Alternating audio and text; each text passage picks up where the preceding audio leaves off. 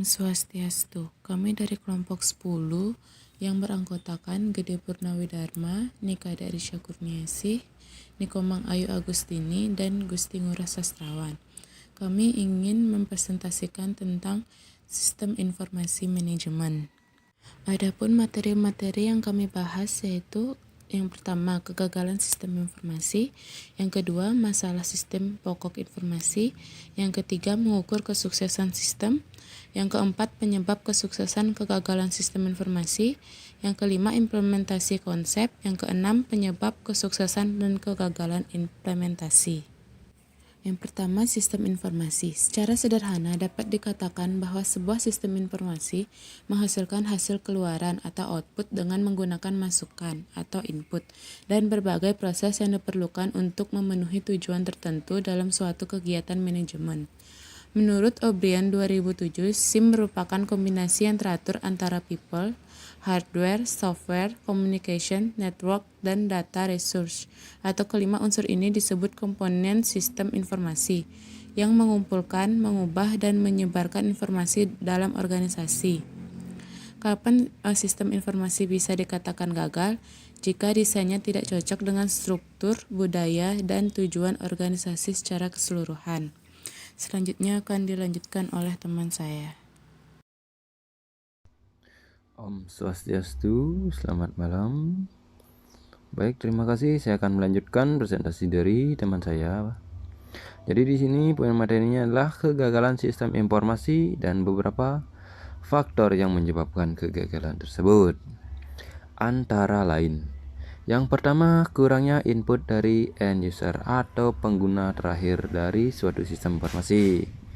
Maksudnya di sini adalah kurangnya keterlibatan dari end user pada saat proses perancangan sistem akan menemui kegagalan pada saat diterapkan karena terjadi kesenjangan atau gap atau perbedaan antara si yang membuat sistem informasi dan yang akan menggunakan ini tidak ada komunikasi.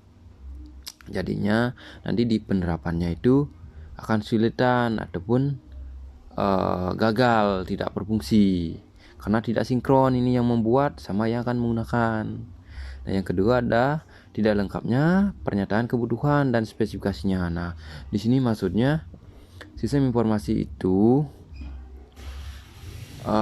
kebutuhannya yang telah dirumuskan tersebut apabila tidak mendapatkan dukungan dari beberapa infrastruktur yang memadai akan menyebabkan kegagalan pada sistem.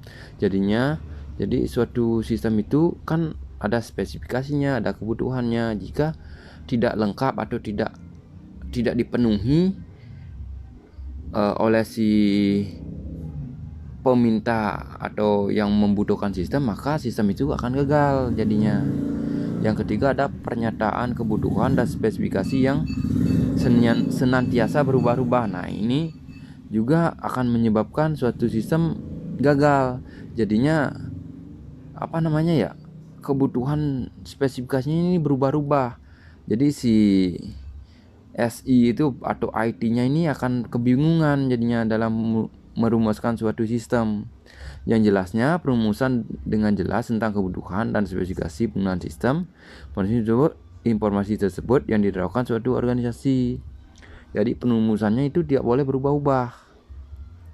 Yang kelima, yang selanjutnya maksudnya ada kurangnya dukungan manajemen eksekutif. Nah, tidak adanya dukungan dari manajemen eksekutif sebagai pengambilan keputusan dalam penerapan maka akan berakibat pada gagalnya penerapan sistem informasi. Nah, di sini sangat penting karena manajemen eksekutif ini yang mengambil suatu keputusan bagaimana sistem itu akan dibuat, akan diterapkan nantinya.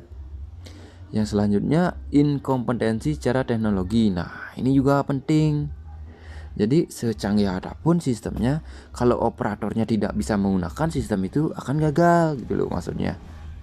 Yang terakhir, perencanaan yang tidak tepat dan tidak matang. Nah, apalagi ini kalau dari perencanaan dan perencanaan sudah tidak tepat atau tidak matang, maka sistem informasi ini tidak akan berguna. Maksudnya pengembangan dan penerapannya sistem yang tidak didukung oleh perencanaan yang tidak matang tidak akan mampu menjadi mediator atau keinginan untuk kepentingan suatu organisasi. Maksudnya sistem dibuat kan untuk memudahkan, untuk memediasi untuk suatu keinginan. Jadi kalau sistem ini perencanaannya aja sudah tidak matang, maka kedepannya itu tidak akan bagus. Keinginan suatu organisasi untuk mendapatkan kemudahan dengan adanya sistem ini tidak akan tercapai. Nah, selanjutnya berasal dari faktor apakah ini? Nah, dari faktor organisasi, masalah sistem pokok informasi. Yang pertama, desainnya tidak cocok dengan struktur atau budaya tujuan organisasi secara keseluruhan. Yang kedua, dari data. Dalam data sistem informasi mempunyai tingkat ketidakakurasian dan konsistensi yang tinggi mungkin ya.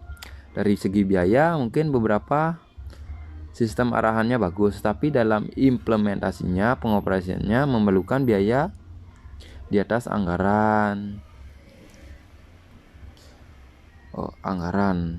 Terus dari sistem operasi, sistem tidak akan berjalan dengan baik jika informasi tidak disediakan secara tepat waktu dan efisien, karena operasi komputer yang mengendalikan pemrosesan informasi tidak berjalan secara sistematis.